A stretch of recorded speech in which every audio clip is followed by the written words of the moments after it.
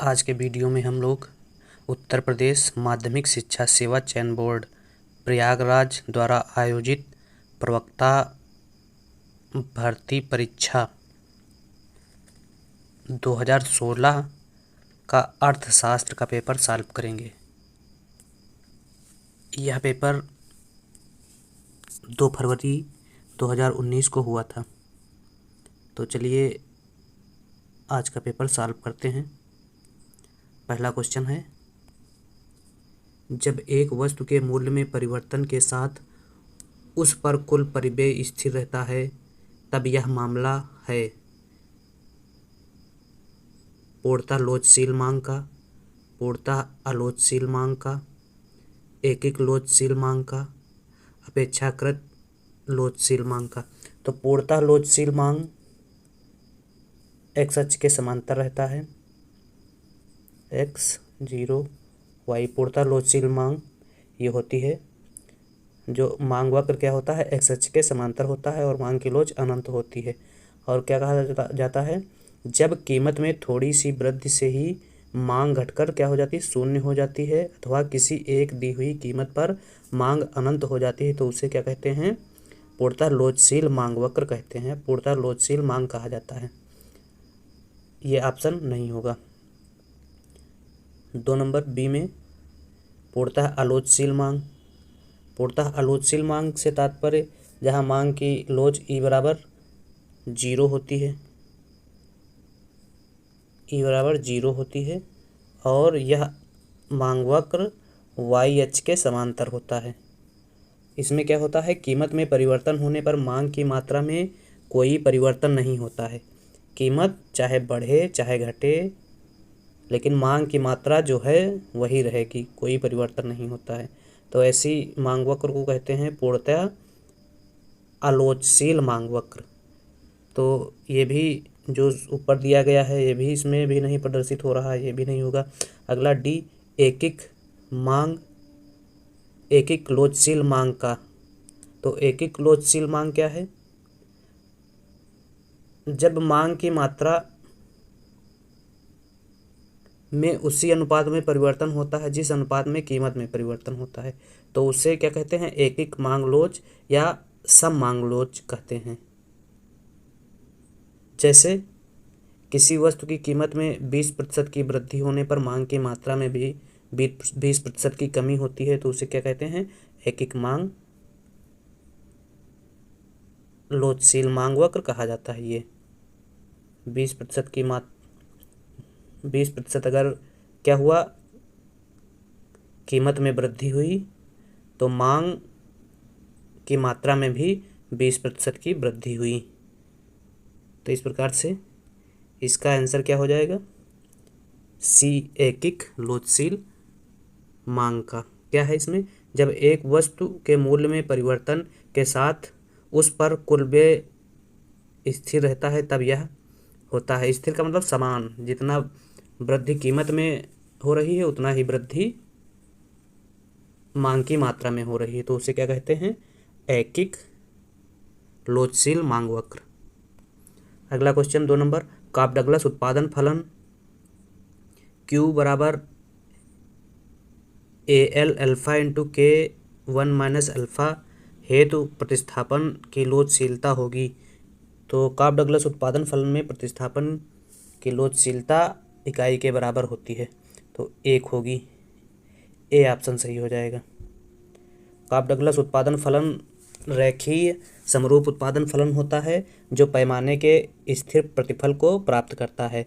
2 साधनों के बीच तकनीक प्रतिस्थापन की लोच क्या होती है, इकाई के बराबर होती है, यही इसमें पूछा गया है। तो इस प्रकार से इसका आंसर क्या हुआ, 2 का ए हो जाएगा।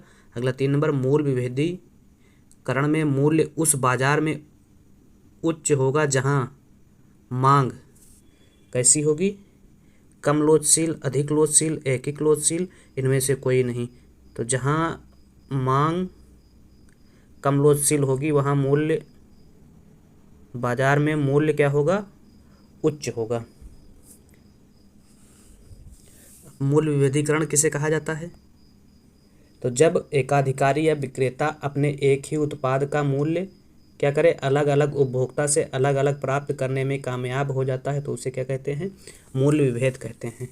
मूल्य विभेद की क्या शर्तें हैं? पहली शर्त तो है एकाधिकार की स्थिति होनी चाहिए, एकाधिकार की स्थिति होनी चाहिए। दूसरी, बाजार कम से कम दो हिस्सों में बटा होना चाहिए और दोनों बाजारों में मांग की लोच क्या होनी चाहिए, भिन्न भिन्न होनी चाहिए। एकाधिकारी द्वारा बेची गई वस्तु क्या होनी चाहिए, स्थानापन्न वस्तु ना हो, हस्तांतरणीय होनी चाहिए और बाजार दूर दूर होनी चाहिए। एसी पीगू ने कीमत विभेद की कोटि के बारे में बताया। प्रथम कोटि का कीमत विभेद, द्वितीय कोटि का कीमत विभेद और तृतीय कोटि का कीमत विभेद। ये क्वेश्चन भी पूछा जाता है कि कीमत विभेद की कोटि की व्याख्या किस अर्थशास्त्री ने की, तो एसी पीगू ने कीमत विभेद के कोटि की व्याख्या की। तो 3 का आंसर क्या हो जाएगा, मूल्य विभेदीकरण में मूल्य उस बाजार में उच्च होगा जहां मांग है कम लोचशील। ये हो जाएगा 4। इकोनॉमिक्स ऑफ इनपरफेक्ट कंपटीशन पुस्तक किसने लिखी, तो इकोनॉमिक्स ऑफ इनपरफेक्ट कंपटीशन पुस्तक जॉन रॉबिन्सन ने लिखी 1933 में। तो इसका 4 का बी सही हो जाएगा आंसर। 5 नंबर, माल्थस सिद्धांत के मामले में यदि मजदूरी बढ़ती है तब इसका अभिप्राय होगा जनसंख्या में वृद्धि, उत्पादन में वृद्धि, जनसंख्या में कमी, पूंजी केंद्रण में कमी। तो माल्थस सिद्धांत में यदि मजदूरी बढ़ती है तो इसका अभिप्राय जनसंख्या में वृद्धि से होगा। ए सही हो जाएगा। अब माल्थस ने अपने सिद्धांत में क्या क्या मान्यताएं मानी हैं? माल्थस ने बताया मनुष्य में काम वासना वर्तमान की भांति भविष्य में भी बनी रहेगी तथा इसकी संतुष्टि के परिणाम स्वरूप क्या होगा, संतान की उत्पत्ति होगी। मनुष्य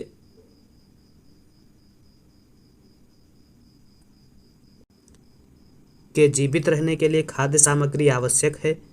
कृषि में उत्पादन ह्रास नियम लागू होता है, ये माल्थस का मानना है। इसके अलावा जीवन स्तर तथा जनसंख्या में प्रत्यक्ष धनात्मक संबंध होता है। जीवन स्तर और जनसंख्या में प्रत्यक्ष धनात्मक संबंध होने से ही माल्थस के सिद्धांत में माना गया है कि यदि मजदूरी बढ़ रही है तो इसके परिणाम स्वरूप जनसंख्या में वृद्धि होगी, ज़्यादा से ज़्यादा बच्चे पैदा करेंगे लोग। अगला,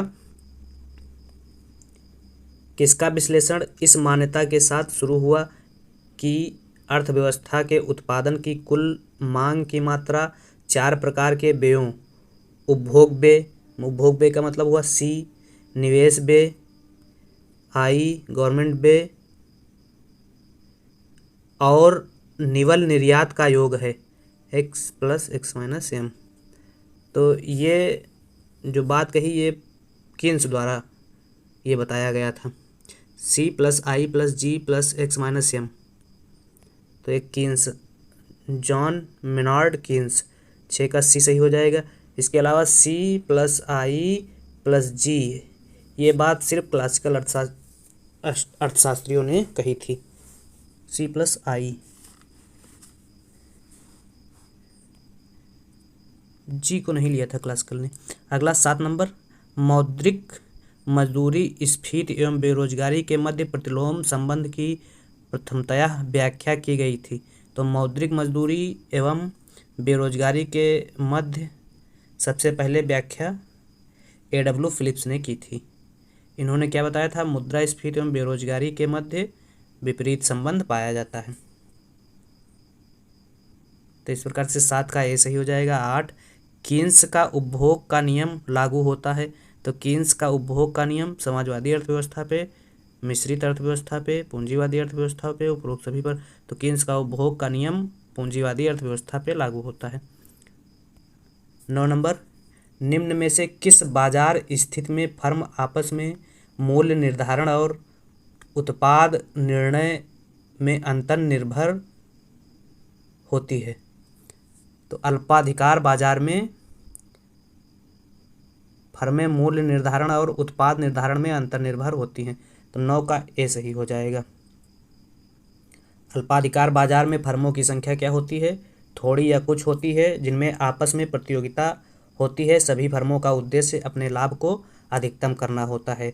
वस्तु की पूर्ति पर नियंत्रण होता है। प्रत्येक फर्म वस्तु की कीमत तथा उत्पादन की मात्रा को प्रभावित कर सकती है।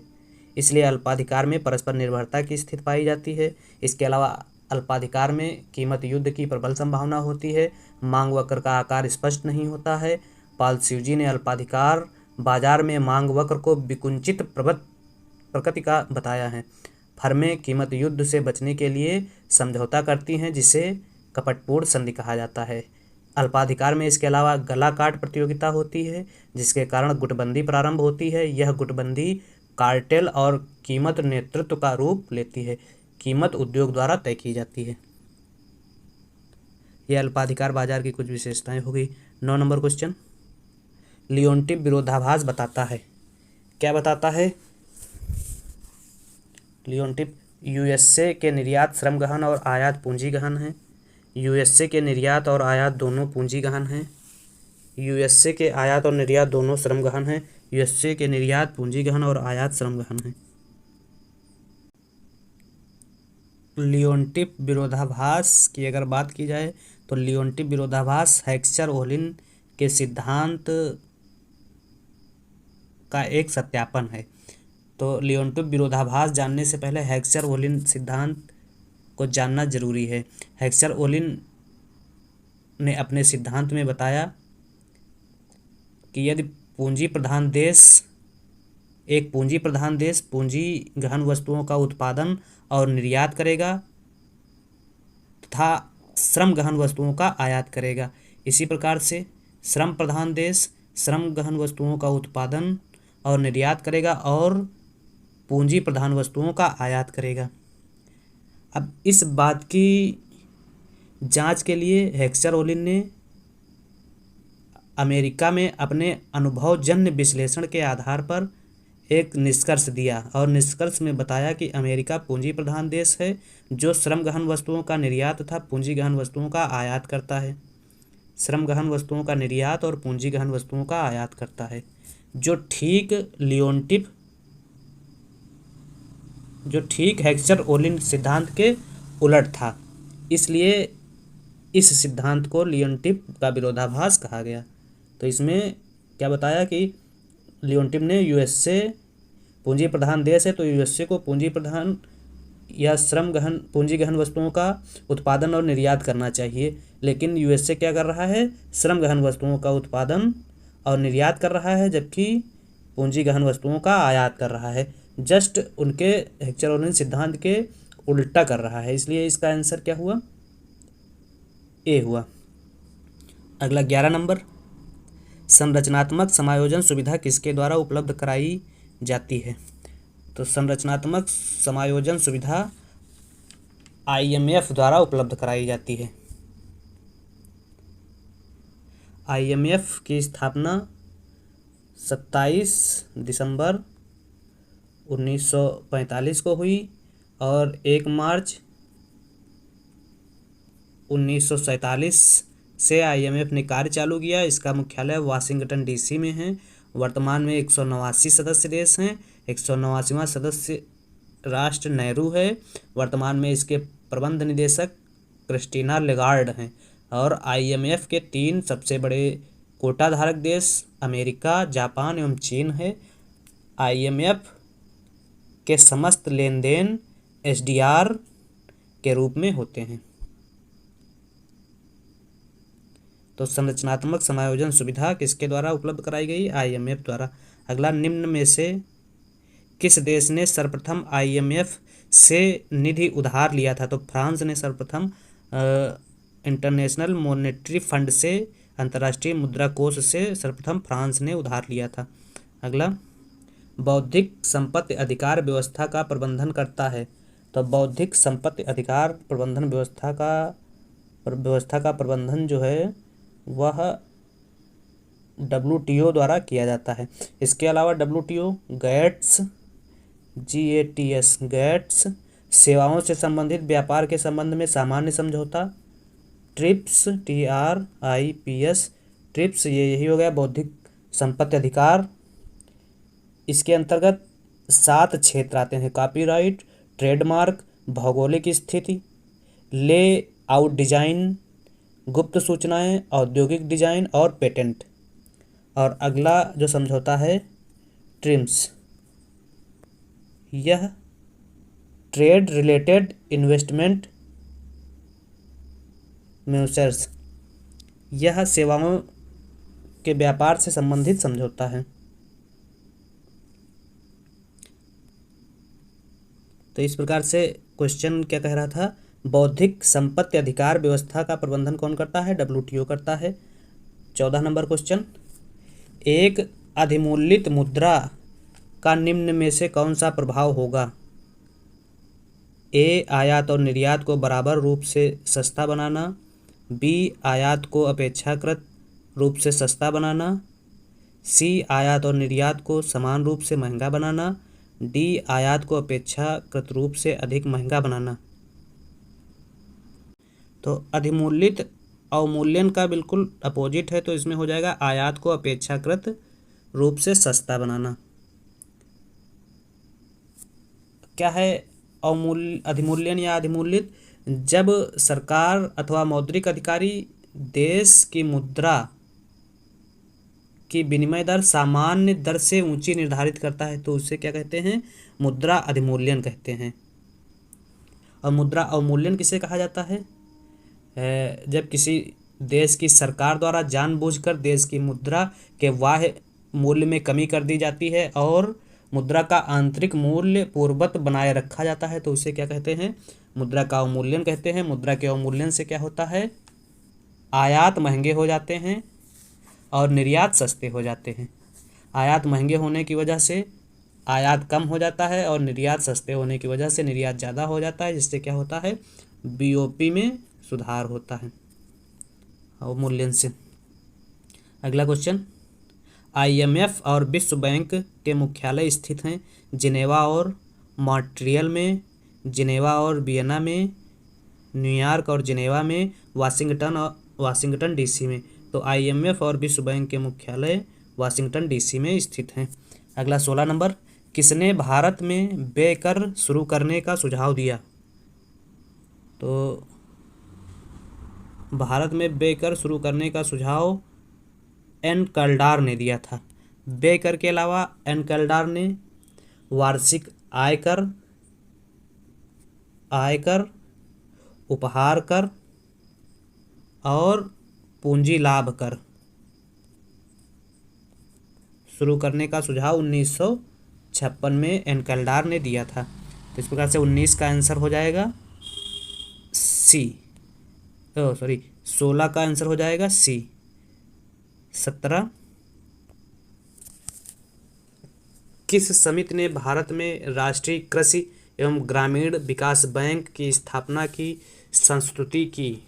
तो शिवा रमन समिति ने भारत में नाबार्ड बैंक की स्थापना की संस्तुति की। 1982 में नाबार्ड की स्थापना हुई, 1982, 12 जुलाई 1982। अगला, सापेक्ष करदान क्षमता एक वास्तविकता है जबकि पूर्ण करदान क्षमता एक कल्पना है, यह कथन है। तो यह कथन डाल्टन का है। 12, 18 बी हो जाएगा, 18 का बी सही हो जाएगा। 19, यदि एक गांव के कृषकों को 3 कोटियों में बांटा जाता है, सीमांत, छोटे और बड़े, और फिर प्रत्येक कोटि से यादृच्छिक रूप से 50 कृषकों का एक नमूना लिया जाता है तो यह कहलाता है प्रणालीगत नमूना, अनुक्रमित नमूनाकरण, क्लस्टर नमूनाकरण, बहुचरणीय नमूनाकरण। तो यह अनुक्रमित नमूनाकरण कहलाएगा। 19 बी सही हो जाएगा। 20, एक बंटन के अनुक्रम की बेहतरी परखी जाती है टी परीक्षण द्वारा, चाई परीक्षण द्वारा, एक परीक्षण द्वारा। तो एक बंटन के अनुक्रमण की बेहतरी परखी जाती है चाई परीक्षण द्वारा, बी सही हो जाएगा 20 का। 21, टी परीक्षण विकसित किया गया? तो टी परीक्षण सर विलियम गोसे द्वारा विकसित किया गया। 21 बी सही है। 22 वह मुद्रा जो या तो बेहतर आय या प्रतिकूल परिस्थितियों के कारण एक देश से दूसरे देश में शीघ्रता से प्रवाहित होती है वह कहलाती है गर्म मुद्रा, हॉट मनी, बी सही हो जाएगा 22 का। 23 ग्लोबल कॉम्पिटिटिवनेस रिपोर्ट किस संगठन द्वारा जारी की जाती है? तो ग्लोबल कॉम्पिटिटिवनेस रिपोर्ट विश्व आर्थिक फोरम द्वारा जारी की गई। इसके अलावा विश्व आर्थिक फोरम वैश्विक जोखिम रिपोर्ट, ऊर्जा संक्रमण सूचकांक, वैश्विक आईटी रिपोर्ट, वैश्विक लैंगिक अंतराल रिपोर्ट, वैश्विक यात्रा एवं पर्यटन रिपोर्ट विश्व आर्थिक फोरम द्वारा जारी किया जाता है। 24 नंबर, कीन्सवादियों के अनुसार रेंगती मुद्रास्फीति सहायता करती है बेरोजगारी न्यूनतम करने में, वास्तविक उत्पादन अधिकतम करने में।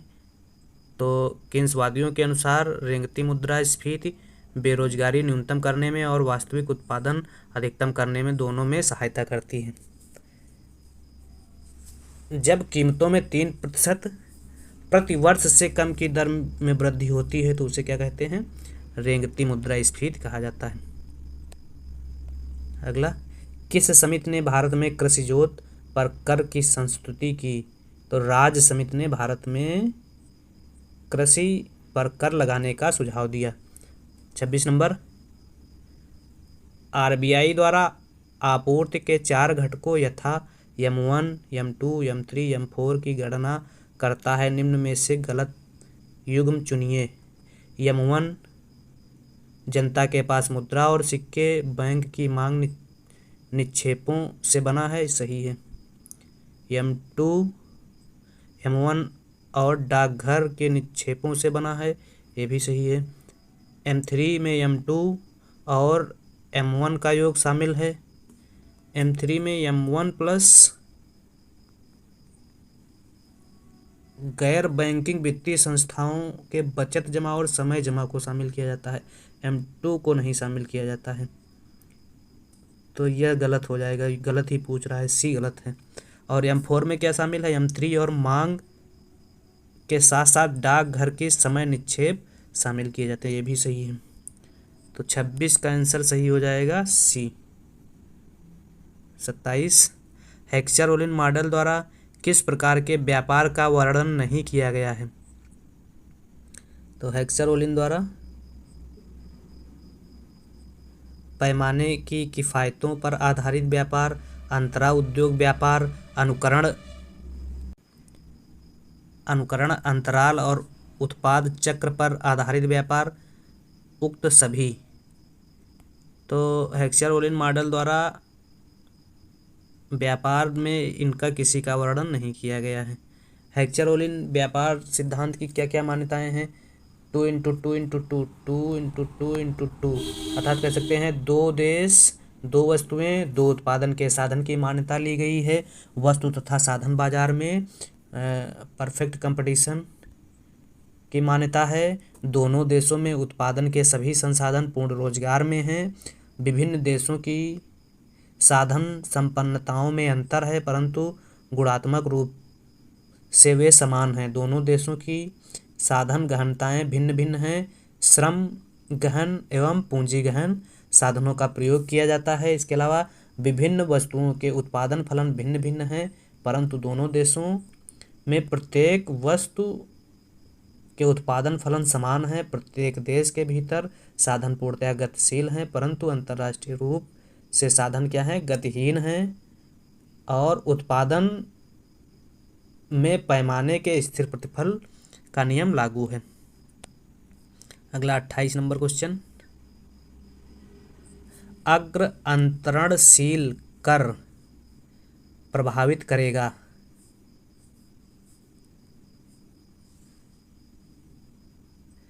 खरीदारों को विक्रेता से ज़्यादा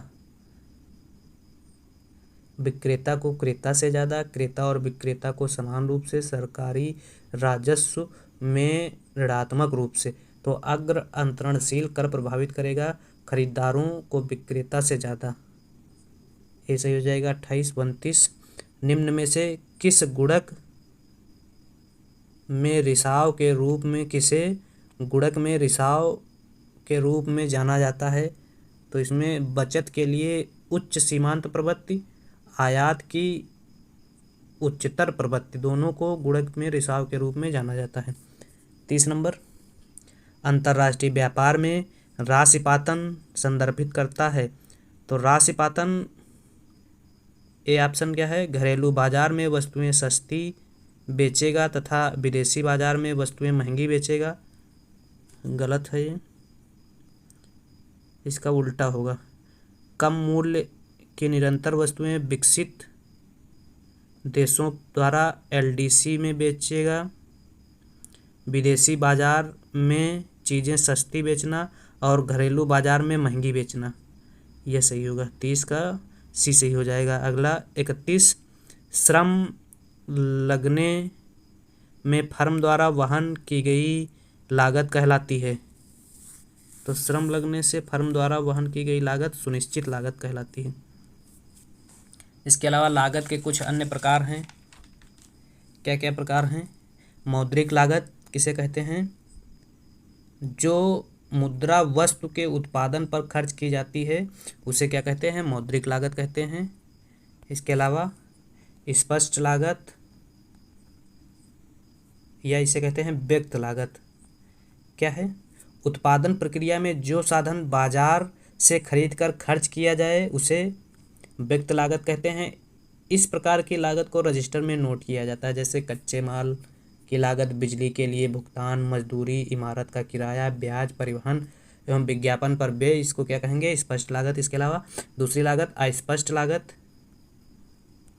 तो अस्पष्ट लागत में या अव्यक्त लागत में अपने स्वयं की मेहनत, इसको परिभाषा के रूप में ऐसे कह सकते हैं, एक उत्पादक दिए हुए उत्पादन को प्राप्त करने के लिए जब घरेलू साधन को व्यय करता है तो उसे अव्यक्त लागत कहते हैं। इसे रजिस्टर में नहीं लिखा जाता है, जैसे घरेलू साधन पर किया गया व्यय या स्वयं की सेवाएं। इसके अलावा एक बहुत महत्वपूर्ण अवसर लागत किसे कहते हैं?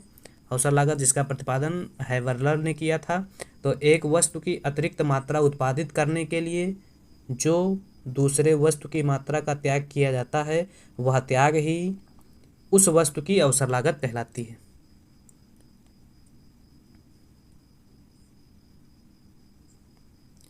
तो श्रम लगने से फर्म द्वारा वहन की गई लागत सुनिश्चित लागत कहलाती है। 31 ये सही हो जाएगा। 32, यदि घरेलू उपभोक्ता की मांग अनंत लोचशील और विदेशी आपूर्तिकर्ता की पूर्ति पूर्णतः बेलोचदार है तब समग्र प्रशुल्क विदेशी उत्पादकों द्वारा देय होगा। विदेशी उत्पादकों द्वारा देय होगा। बी सही हो जाएगा। 32। 33, समकालिक समीकरण की अतिजात प्रणाली का अनुमान लगाने के लिए प्रयुक्त तकनीक है। ए साधारण न्यूनतम वर्ग, बी अधिकतम संभाव्यता, सी सीमित सूचना अधिकतम संभाव्यता, द्विचरण न्यूनतम वर्ग। 33 डी सही हो जाएगा। 34, तरलता जाल वह स्थिति है जब। तो तरलता जाल की अवधारणा का प्रतिपादन प्रोफेसर कीन्स ने किया था। ये तरलता जाल क्या है? तरलता जाल वह स्थिति है जब सभी संभावित निवेशक भविष्य में ब्याज दर बढ़ने की अपेक्षा करते हैं। यही सही हो जाएगा। 34 ए। 35, ई शक्ति परियोजना किसने अपनाया? तो ई शक्ति परियोजना नाबार्ड ने सर्वप्रथम ई शक्ति परियोजना अपनाया। नाबार्ड की स्थापना 12 जुलाई 1982 को प्रोफेसर शिवरमन समिति की संस्तुति पर की गई और कृषि क्षेत्र के लिए ऋण उपलब्ध कराने वाली सर्वोच्च संस्था नाबार्ड है। अगला 36 नंबर, भारत सरकार द्वारा न्यूनतम वैकल्पिक कर निम्न में से किस कर के साथ लगाया जाता है? तो न्यूनतम वैकल्पिक कर निगम कर के साथ लगाया जाता है। 36 भी सही हो जाएगा। 37 निम्न में से कौन सा एक प्रत्यक्ष कर नहीं है? प्रत्यक्ष कर नहीं है तो बिक्री कर अप्रत्यक्ष कर है, तो यही नहीं है, अप्रत्यक्ष कर है बिक्री कर। इसके अलावा अप्रत्यक्ष कर बिक्री कर, उत्पाद कर, सेवा कर और सीमा शुल्क। बिक्री, उत्पाद, सेवा और सीमा ये अप्रत्यक्ष कर हैं, बाकी सारे कर प्रत्यक्ष कर हैं। तो आय कर प्रत्यक्ष कर हो जाएगा, संपदा कर प्रत्यक्ष कर हो जाएगा और संपत्ति कर प्रत्यक्ष कर हो जाएगा। इसमें क्या पूछ रहा है? प्रत्यक्ष कर नहीं है, तो बिक्री कर प्रत्यक्ष कर नहीं है। 37 का ये ऑप्शन सही हो जाएगा। 38 भारत में राष्ट्रीय आय अनुमानित की जाती है योजना आयोग द्वारा, वित्त आयोग द्वारा, भारतीय सांख्यिकी संस्थान द्वारा, केंद्रीय सांख्यिकी संगठन द्वारा। तो भारत में राष्ट्रीय आय का अनुमान केंद्रीय सांख्यिकी संगठन द्वारा लगाया जाता था, लेकिन इसका नाम बदलकर केंद्रीय सांख्यिकी कार्यालय कर दिया गया है। 38 डी सही हो जाएगा। 39 देशों के बीच मुक्त व्यापार क्षेत्र, उभयनिष्ठ वाह्य कर, पूंजी और श्रम का मुक्त प्रवाह और सरकारी और मौद्रिक नीतियों में एकीकरण की नीति के संबंध में समझौता कहलाता है। मतलब ऐसा समझौता क्या कहलाता है? जिसमें बिना शुल्क के, बिना कोई मौद्रिक नीति के फ्री ट्रेड किया जाता है, तो ऐसे ट्रेड को क्या कहा जाता है? आर्थिक संघ कहा जाता है। सी सही हो जाएगा। 39 40 एशियाई विकास बैंक किसके अधीन कार्य करता है? तो एशियाई विकास बैंक ECAFE के अधीन कार्य करता है। 40 सी सही हुआ। 41 अंतर्राष्ट्रीय विकास एसोसिएशन प्रशासित होती है, तो अंतर्राष्ट्रीय विकास एसोसिएशन विश्व बैंक द्वारा प्रशासित होती है। इसके अलावा विश्व बैंक समूह की संस्थाएं IBRD, IDA, IFC, मीगा एवं ICSID हैं। तो IDA अंतर्राष्ट्रीय विकास संघ मुख्य रूप से विश्व बैंक द्वारा प्रशासित होती है। अगला 42 नंबर, भारतीय अर्थशास्त्रियों में से राष्ट्रीय आय पर बुनियादी कार्य किसने किया था? PN धर, प्रोफेसर सोनाय, जगदीश भगती, VKRB राव। तो भारतीय अर्थशास्त्रियों में राष्ट्रीय आय पर बुनियादी कार्य VKRB राव द्वारा किया गया था। अगला 43 नंबर, ये बैंक RBI अधिनियम 1934 की द्वितीय अनुसूची में प्रविष्ट हैं। द्वितीय अनुसूची में वह बैंक शामिल हैं जिनको क्या कहा जाता है? अनुसूचित बैंक। द्वितीय अनुसूची में प्रविष्ट हैं। इनकी भुगतान की गई पूंजी और समग्र आरक्षित का मान 5 लाख से कम नहीं है। ये RBI को संतुष्ट करते हैं कि इनके कार्यों में जमाकर्ताओं के हित साधे जाते हैं। इसे क्या कहा जाता है? अनुसूचित बैंक, सहयोगी के साथ state bank, PNB, imperial bank. तो इसे अनुसूचित बैंक कहा जाता है। 43 ये सही होगा। 44 भारत में निम्नलिखित में से किसका भाग कृषि और संबद्ध गतिविधियों में ऋण वितरण में सर्वाधिक है? सूक्ष्म वित्तीय संस्थाएं, क्षेत्रीय ग्रामीण बैंक, सहकारी बैंक, वाणिज्यिक बैंक। तो सबसे ज़्यादा कृषि क्षेत्र के लिए ऋण उपलब्ध कराने का काम वाणिज्यिक बैंकों द्वारा किया जाता है। 44 डी सही हो जाएगा। 45 बजट में राजकोषीय घाटे का अर्थ है राजस्व घाटा प्लस सरकार की निवल उधारियाँ, बजटीय घाटा प्लस सरकार की निवल उधारियाँ, राजस्व घाटा प्लस सरकार की निवल उधारियाँ, पूंजी घाटा प्लस राजस्व घाटा, प्राथमिक घाटा प्लस पूंजी घाटा। तो बजटरी या राजकोषीय घाटा, बजटरी घाटा प्लस सरकार की निवल उधारियाँ। एक प्रकार से राजकोषीय घाटा को ही सरकार की कुल उधारियों के रूप में देखा जाता है। 45 का बी सही हो जाएगा। 46 निम्न में से कौन सा भारत में मौद्रिक नीति का उद्देश्य नहीं है? आर्थिक विकास को बढ़ाना, मूल्य स्थिरता प्राप्त करना, विदेशी व्यापार नियमित करना, विनिमय दर स्थिर करना। विदेशी व्यापार नियमित करना, यह मौद्रिक नीति का उद्देश्य नहीं है। बाकी सारे उद्देश्य मौद्रिक नीति के हैं। विदेशी व्यापार नियमित करना यह व्यापार नीति का उद्देश्य। इसके अलावा मौद्रिक नीति के क्या उद्देश्य हैं? आर्थिक विकास को अधिकतम करना, कुल रोजगार को अधिकतम करना, आंतरिक मूल्य स्थिरता बनाए रखना, विनिमय दर में स्थिरता लाना, समाजवादी समाज की स्थापना करना। अगला 47 नंबर, एक प्रतिगामी कर के साथ जैसे आय बढ़ती है कर की दर घटती है। प्रतिगामी कर में आय बढ़ने के साथ साथ कर की दर घटती है, तो 47 का डी सही हो जाएगा। इसके अलावा अन्य कर, प्रगतिशील कर में क्या होता है?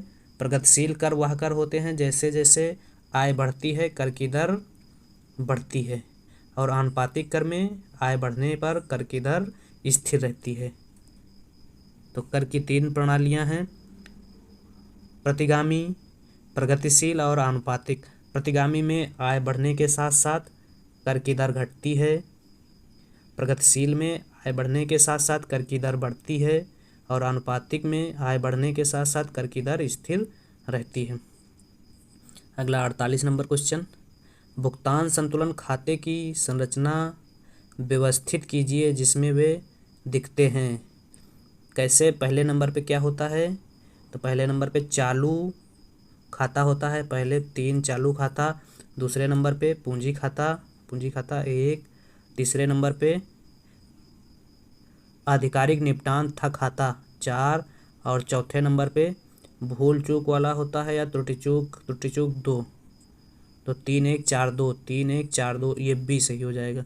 48 49, करारोपण में समता सामान्यतः संतुष्ट की हुई मात्रा मानी जाती है। करारोपण में समता सामान्यतः संतुष्ट की हुई मानी जाती है। किसमें? आनुपातिक करारोपण द्वारा, प्रगतिशील करारोपण द्वारा, प्रतिगामी करारोपण द्वारा, एकमुश्त कर द्वारा। तो प्रगतिशील करारोपण द्वारा। 49 ये सही हो जाएगा। 50, निम्न में से कौन सा एक सही सुमेलित है? तो सही सुमेलित है IMF भुगतान संतुलन समस्याएं। IMF की स्थापना 1944 में हुई थी, और IMF का उद्देश्य अंतर्राष्ट्रीय मौद्रिक सहयोग में वृद्धि करने के साथ साथ भुगतान शेष के अस्थायी घाटे को समाप्त करने के लिए अल्पकालीन मौद्रिक ऋण प्रदान करना है। इसके अलावा विनिमय स्थायित्व को बढ़ावा देना तथा मुद्राओं को प्रतियोगी ह्रास से रोकना है। तो यह सही है। IMF भुगतान संतुलन की समस्या से निपटने के लिए अल्पकालीन ऋण उपलब्ध कराता है। 51 नंबर, वह बंटन जिसके लिए माध्य और प्रसरण बराबर हैं कहलाता है, क्या कहलाता है? पॉइजन। पॉइजन वितरण एक खंडित प्रायिकता है। इसका प्रयोग उन परिस्थितियों में किया जाता है जहां P का मान बहुत छोटा था, 0 के निकट होता है तथा N का मान अत्यधिक होता है। पॉइजन माध्य और प्रसरण के बराबर होता है। तो इसमें पूछा गया है वह बंटन जिसके लिए माध्य और प्रसरण बराबर होते हैं उसे क्या कहते हैं? पॉइजन कहते हैं। 51 ये सही हो जाएगा। 52, निम्न में से कौन सा केंद्रीय प्रवृत्ति का माप नहीं है? तो इसमें श्रेणी जो है केंद्रीय प्रवृत्ति का माप नहीं है, ये नहीं है। इसके अलावा माध्य, समांतर माध्य या माध्यिका, बहुलक, वर्गकरणी, हरात्मक माध्य, गुणात्मक माध्य, ये सब केंद्रीय प्रवृत्ति के माप हैं। 53 नंबर, लाभ का अनिश्चितता सिद्धांत का प्रतिपादन किया था। तो लाभ के अनिश्चितता वहन सिद्धांत का प्रतिपादन प्रोफेसर फ्रैंक नाइट द्वारा किया गया था, या नाइट द्वारा किया गया था। 53 सी सही हो जाएगा। 54, उद्घटित अधिमान सिद्धांत का निरूपण किया गया। तो उद्घटित अधिमान सिद्धांत का निरूपण सैमुअल्सन द्वारा किया गया। क्या है उद्घटित अधिमान सिद्धांत की मान्यताओं से क्वेश्चन पूछा जाता है। विवेकपूर्ण व्यवहार, सकारात्मकता, व्यक्त प्राथमिकता की अवधारणा, उपभोक्ता की रुचि दी हुई है और सबल क्रमबद्धता की मान्यता पर आधारित है। और तटस्थता वक्र निर्बल क्रमबद्धता की मान्यता पर आधारित है। और उद्घटित अधिमान या प्रकटित अधिमान सिद्धांत सबल क्रमबद्धता की मान्यता पर आधारित है।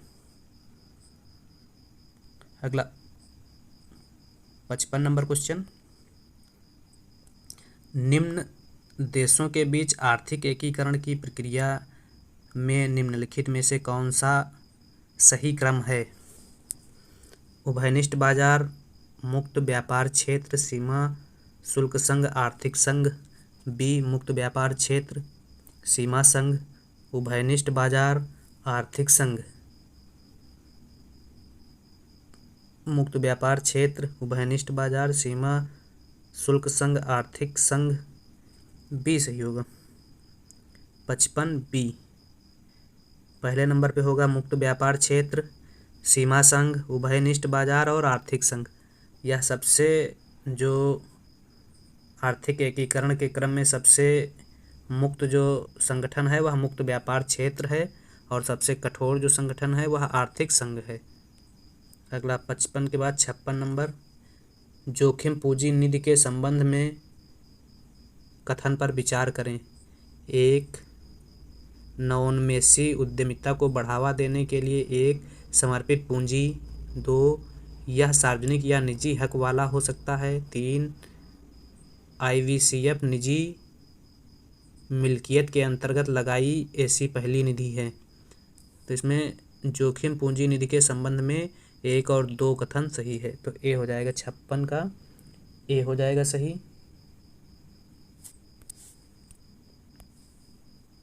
57, दिए गए कोड का प्रयोग करते हुए वे मत चुनिए जो भारत अपने चालू खाते में दिखाता है। कौन कौन सी मदें भारत अपने चालू खाते में दिखाता है। निर्यात के कारण आगत और आयात के कारण निर्गत, ये सही है। 2, आयात विचलन के कारण आगत और निर्गत, ये भी सही है। तो 1 और 2 सही हो जाएगा। 1 और 2 किस में है, ए ऑप्शन में है। 57 का ए सही हो जाएगा, 56 का भी ए ही सही है। अगला, निम्नलिखित में से कौन सी भारत में महिलाओं के उत्थान की एक योजना नहीं है। ए, बेटी बचाओ बेटी पढ़ाओ योजना, ये महिलाओं के उत्थान के लिए, लड़कियों के लिए है। बी, सुकन्या समृद्धि योजना, यह भी लड़कियों के लिए है। लैंगिक बजट, यह भी महिलाओं के लिए है। उज्ज्वला योजना, यह रसोई गैस सिलेंडर से संबंधित है। तो 58 का डी सही हो जाएगा। 62, आयकर सामान्यतः किस सिद्धांत पर आधारित है। प्राप्त लाभ सिद्धांत, कर देय योग्यता सिद्धांत, भुगतान करने की तत्परता सिद्धांत, इनमें से कोई नहीं। तो आयकर सामान्यतः कर देय योग्यता सिद्धांत पर आधारित है। 59 बी सही हो जाएगा। 60, निम्न में से कौन सा सरकारी बजट में एक पूंजी प्राप्ति है। पूंजी प्राप्ति क्या है इसमें। ए, सरकार द्वारा अन्य पार्टियों को दिए गए ऋण पर ब्याज प्राप्ति। बी, सार्वजनिक उद्यमों का लाभांश और लाभ। सी, जनता से सरकार की उधारियां। डी, संपत्ति कर प्राप्तियां। तो जनता से सरकार की उधारियां पूंजी प्राप्तियां हैं। इसके अलावा घरेलू विपणन ऋण, बाह्य ऋण, लघु बचतें, सार्वजनिक भविष्य निधि, राज्य भविष्य निधि, ऋणग्रहों की वापसी, रेलवे संचय कोष, विशिष्ट जमा योजनाएं और रिजर्व बैंक से उधार, ये क्या हैं, पूंजी प्राप्तियां हैं। अगला 61 नंबर, स्फीतिक अंतराल की अवधारणा का प्रतिपादन किया। तो स्फीतिक अंतराल की अवधारणा का प्रतिपादन सबसे पहले प्रोफेसर कीन्स द्वारा किया गया था और कीन्स ने 1940 में अपने एक लेख हाउ टू पे फॉर द वॉर में स्फीतिक अंतराल की अवधारणा का प्रतिपादन किया। तो 61 का ए सही हो जाएगा। 62 ग्रेसम का नियम व्याख्या करता है कि बुरी मुद्रा अच्छी मुद्रा को चलन से बाहर कर देती है। कथन 1, यह भारतीय अर्थव्यवस्था में काले धन के चलन का विश्लेषण करता है जो सामान्यतः हवाला मार्ग से कर स्वर्गों में जमा होता है। 2, चीनी मुद्रा युआन से विदेशी विनिमय बाजार में यूएस डॉलर के प्राबल्य को प्रतिस्थापित करता है। तो इसमें दोनों कथन गलत हैं क्योंकि ग्रेसन का नियम कुछ और ही बात कहता है। तो 62 का हो जाएगा सी। 63 स्थानापन्न के एक युग्म के लिए मांग प्रतिलोच होती है। तो स्थानापन्न वस्तु के लिए मांग की लोच धनात्मक होती है। ए हो जाएगा। 63 64 लघु अवधि में फर्म की निश्चित लागत क्या होती है? शून्य है, छोड़ी नहीं जा सकती है। उत्पादन की कटौती शून्य तक लाने के द्वारा ही केवल बचा जा सकता है। उत्पादन के साथ प्रत्यक्ष परिवर्त्य है। तो लघु अवधि में फर्म की निश्चित लागत क्या होती है? छोड़ी नहीं जा सकती है। तो इस प्रकार से आज की वीडियो में हम लोगों ने 2016 का अर्थशास्त्र पीजीटी का पेपर सॉल्व किया जिसमें हम लोगों ने 64 क्वेश्चन सॉल्व किए। अब अगले वीडियो में हम लोग इससे आगे के जितने क्वेश्चन हैं उनको सॉल्व करेंगे। तो वीडियो देखने के लिए बहुत बहुत धन्यवाद। और अगर क्लास अच्छी लग रही हो तो चैनल को सब्सक्राइब और लाइक करें और शेयर करें।